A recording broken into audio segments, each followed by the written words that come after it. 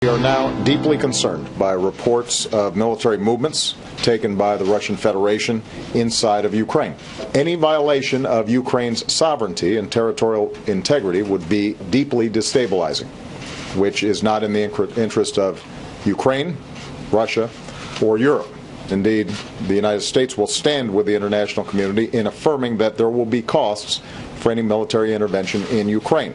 I think I can say that that interference from our Western colleagues has not been helpful, and they have a certain responsibility for those dramatic consequences. Well, the Russian ambassador to the UN may not say it's happening, but the Pentagon and our intelligence officials are confirming that some 2,000 Russian troops are now on the ground in Crimea, inside Ukraine.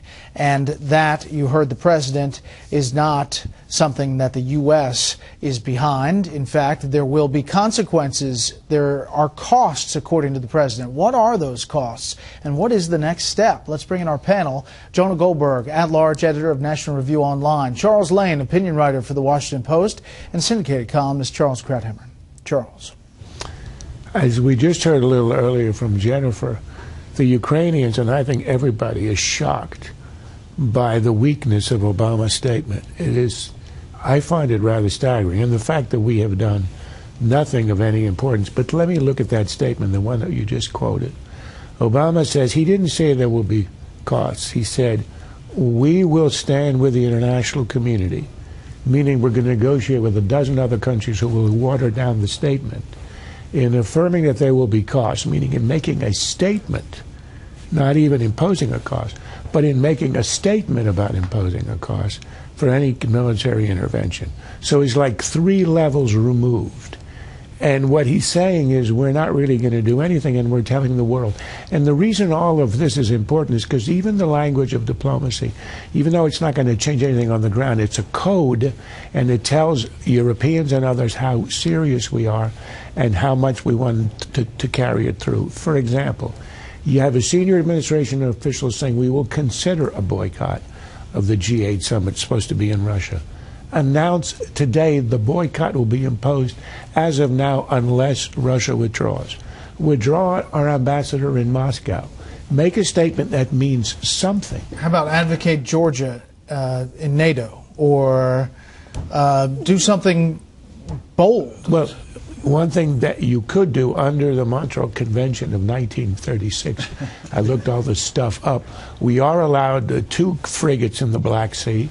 Why not announce that we're going to send them there? It's not going to, we're not going to go to war. But that's what actually the Bush administration announced after the invasion of Georgia. I mean, the world looks at this statement. Obama's essentially saying, he said, any violation of Ukrainian territory is destabilizing, and that's not in Russia's interest.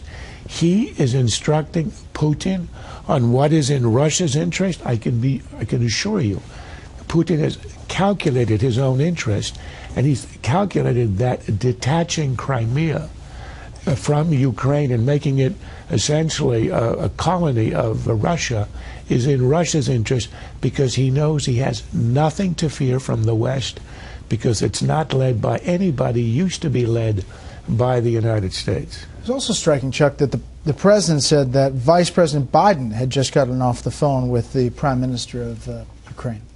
Not Barack Obama himself.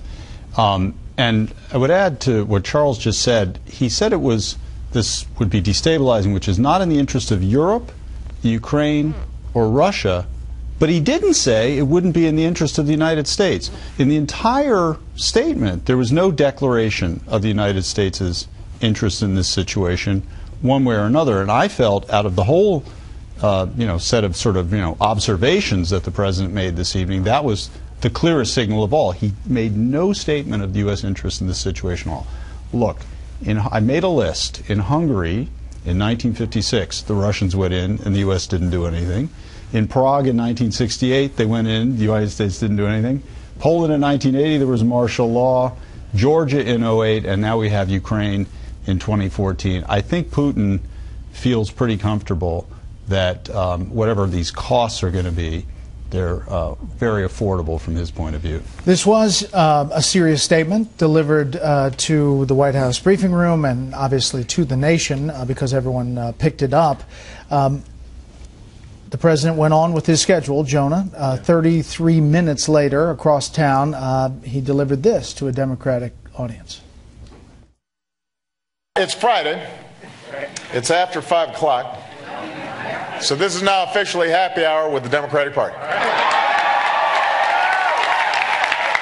I can do that. It is an executive action. I have the authority. What about that?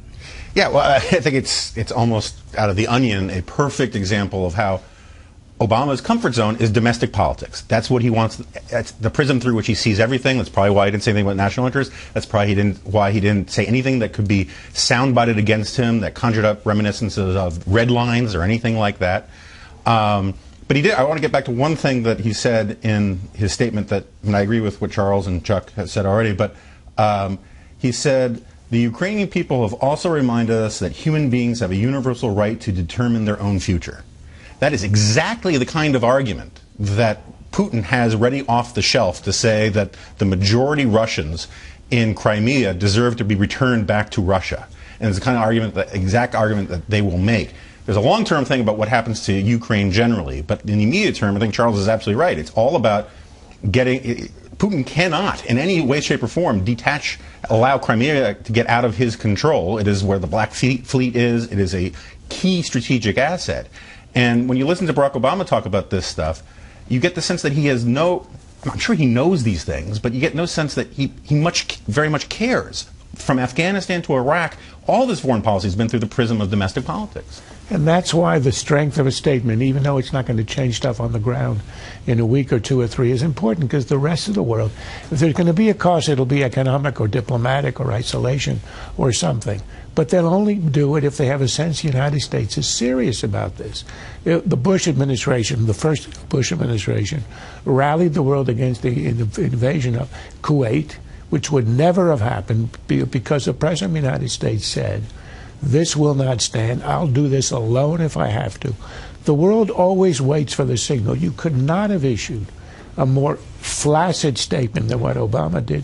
Why did he issue it at all? He should have just stayed in the White House and gone off and had his happy hour with the Democrats.